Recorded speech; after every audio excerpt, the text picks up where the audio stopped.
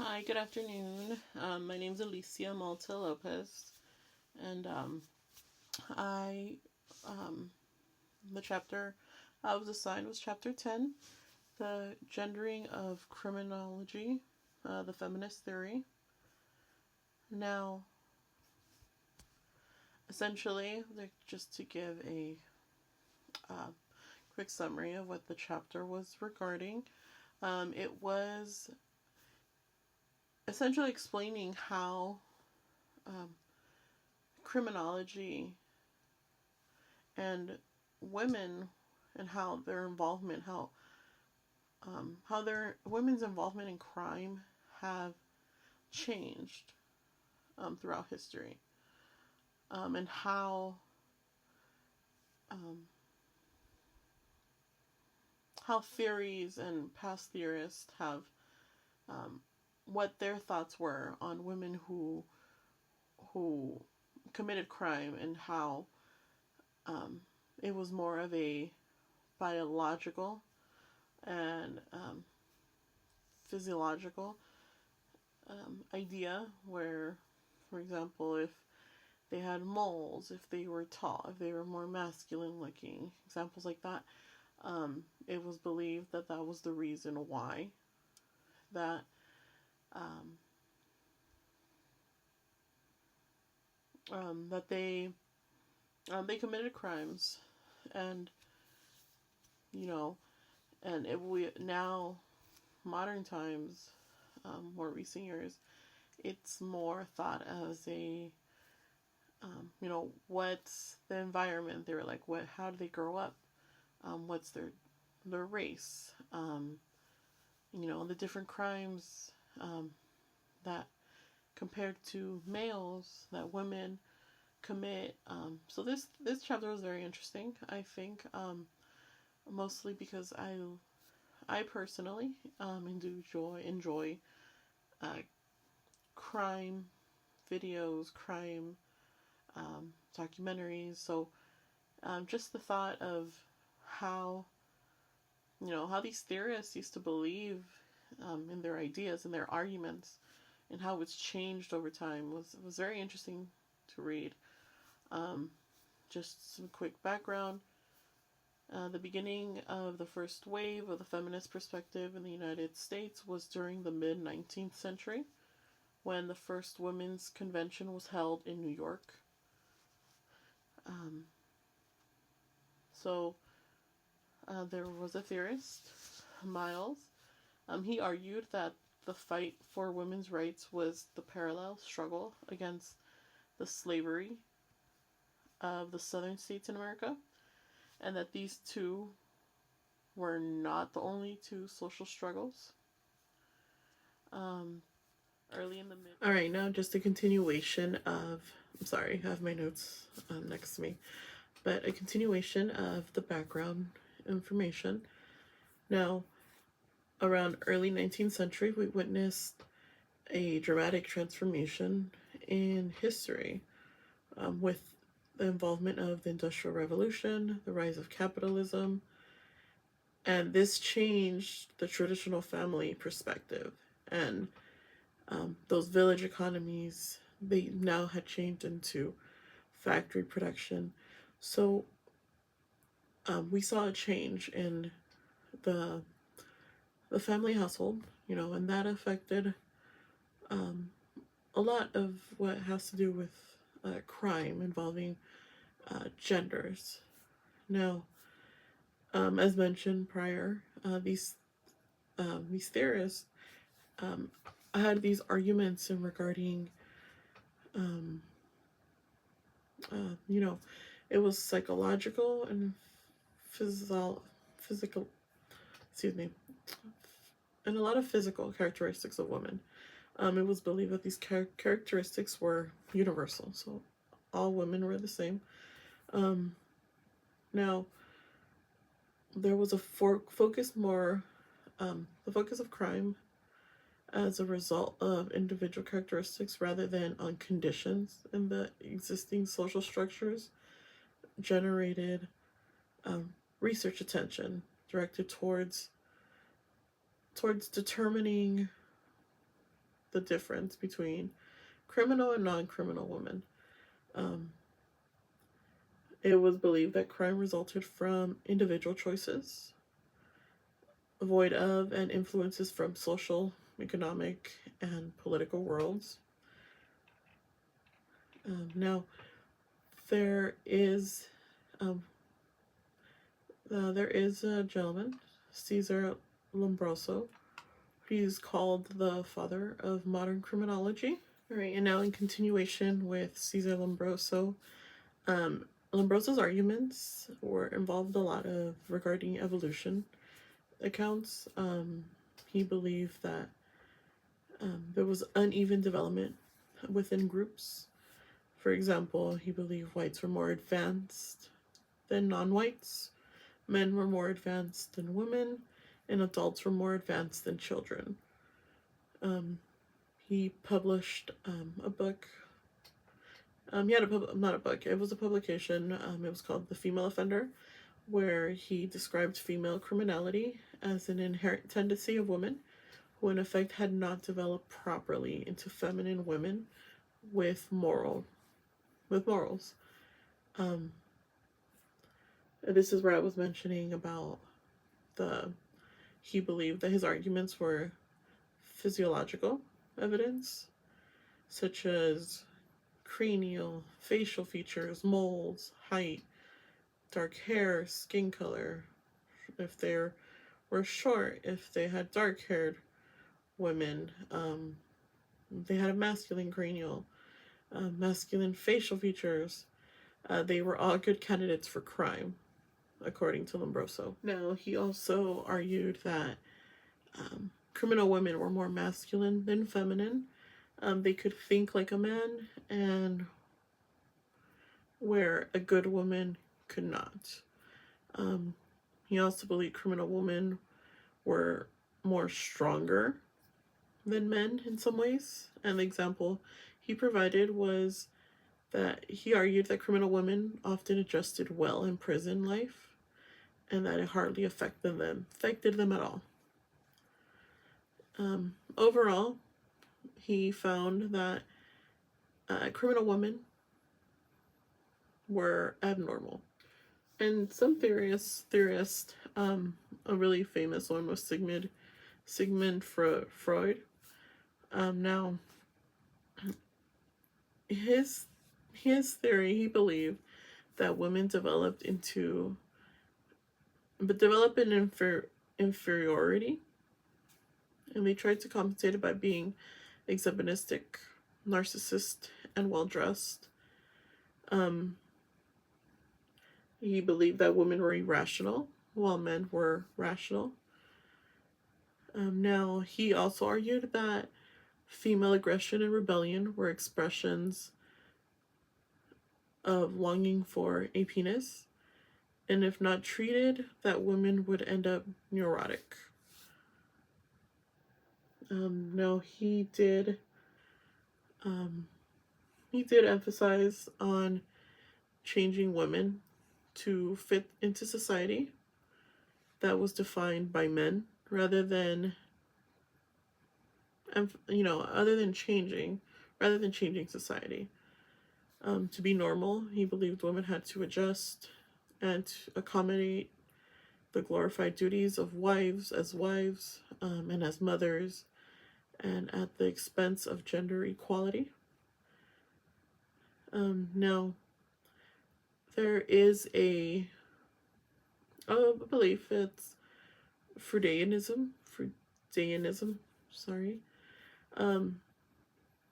where it's been used for decades to maintain female sexual repression, sexual passivity, and the woman's place in the family. It's one of our controversial theorists and is often discredited, but as he's mentioned, because a lot of people did feel that way at the time. Now, another interesting theorist was Otto Pollock. He was a post-World War II scholar, and he believed female involvement in crime compared to male involvement was largely hidden from public view. Now, he suggested that women were deceitful due to the fact that women were able to hide their emotion involvement in sex due to a degree, whereas a man cannot hide their emotions because men must achieve erections to perform sex. He did also argue that women being deceitful and combined with the domestic opportunities they had as nurses, as maids, teachers, as homemakers, their deceitfulness natured permitted women to commit undetectable crimes. He believed women were vengeful, especially during menstrual periods. He also argued that women were treated differently by the law, thereby keeping the rates of their crimes hidden. All right, now, Pollock, like many other of the early theorists that were mentioned, he failed to see that female crime could be explained by economic necessity sometimes, instead of psychologically based and physically based sexual motives or mental illness often were invoked to explain female economic crimes. Now, only during the past few decades has logic been challenged. And now we had new emerging questions. Those two critical issues in developing a feminist perspective in criminology. Um, One of them was, could general theories of crime generated by men to explain crime by men and boys, if that could be applied or generalized to women and girls? Now, there was also now a social structure and categories of risk. They are class, race, age of structures, and those were found to be the core of criminology theory for males, but also could they be held for females? Um, Early criminologists had very little to no understanding of the social worlds of women and girls. That's why historical explanations of female crime are more focused on biological forces rather than the social and economic ones. So those are the more modern ideas. So now there are strands of theorizing and research um, comprising feminist perspectives that can be classified as early or contemporary feminist perspectives on crime. Now, there's the Marxist feminist, and their idea was that the class and gender division of labor combined to determine the social position of men and women, that the criminal victimization, of women and the crime they commit result from the mode of production and under capitalism. Now, there is also radical feminism, and they saw crime as part of the biological fact that men are born to be aggressive and dominant. So, crime is an expression of men's need to control. Other expressions of this need are sexual slavery, imperialism, rape, and forcing women into motherhood. And lastly, there's the socialist feminism, and this is an attempt to merge both Marxist and the radical feminism, and that is done by examining the various connections between patriarchy and capitalism and how that leads men to crime and women to subordination. Now, moving forward, the intersection of race, class, and gender. So, Sally Simpson, this was done in 1991, concluded that gender alone does not account for variation in criminal violence. So, this is where we started seeing more of a shift, you would say, where there was more consideration of the world around them rather than, and when I say around them, is the world around women, rather than basing ideas and theories off of their physical. And this was done after Sally Simpson noticed that African American females had a higher rate of homicide and aggravated assault than do white females. Also noticed that African American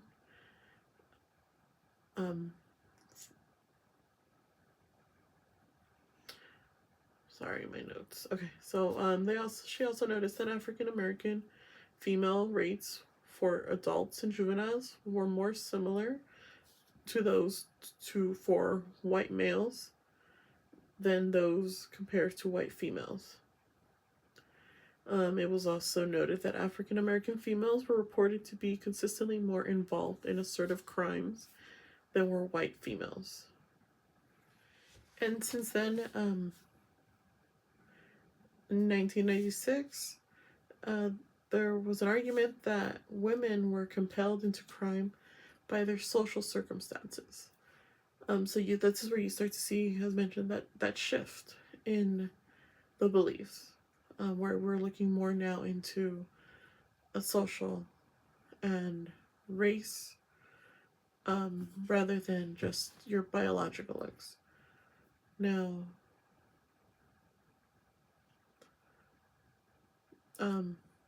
there is a gender gap, where in terms of arrest, the gender gap has been declining, and that this has been going on for the last 3 decades. Girls accounted for 1/3 of arrests for youth in 2011, and that is up from 1 in 5 in 1983. So now, while the arrests for boys have declined more steeply than for girls, but why is that? Why is the reason? It's believed that disadvantaged women have higher rates of violence than women of higher social status. And that could be argued that the circumstances, if they're again, the theorists from the past as well, they mentioned, they didn't mention it, but it wasn't considered, the situation the women are in. If they, for example, if they're stealing groceries to provide for their family, and so when I read that disadvantaged women have higher rates of violence, of course, I mean, it's unfortunate, but disadvantaged women who have to survive, and it's a struggle every day for them, to survive, then yes, I mean, I can see why there's higher rates of violence rather than those women of higher status. And this is why more modern theories of crime with women, we do look more into now logical ideas rather than the previous ideas of biology and all women were the same, and that's not the case now. Now we look and consider the entirety of the situation, which I think is a lot better. And the reason being is that not everybody's the same. Everybody is born into different social classes, raised differently, have different morals. So it's just likely we're moving forward with that thought process. And now, in conclusion, there's still a lot of work to get done in regards to feminism and feminist ideas, and how it's now come to be The textbook does mention how high qualified political woman did lose the presidential election towards a reality TV actor. And now, with this upcoming year, this would be the second time that happens. So, it's still a work in progress. Women still don't have the same respect, I would say, as men in regards to higher positions like that. The article does mention situations where laws were put in place where it benefited men, and it disadvantaged women. And this was back in 2017 in regards to tax cuts. They just gutted benefits that supported women who needed support the most. And this article does a really good job explaining that information. So, it's still something that we will continue to work on. I'm sure more theories and more ideas, but though it's still a work in progress in regards to positions that are higher up for women, we have grown. The theories are now more logical than they were prior. So slowly, we're getting there, but we still have a lot of work to do. All right. Well, thank you for hearing me out. I hope my lecture made sense. My video makes sense. My outline will be posted as well. But thank you, class. Thank you, professor. Have a great rest of your night.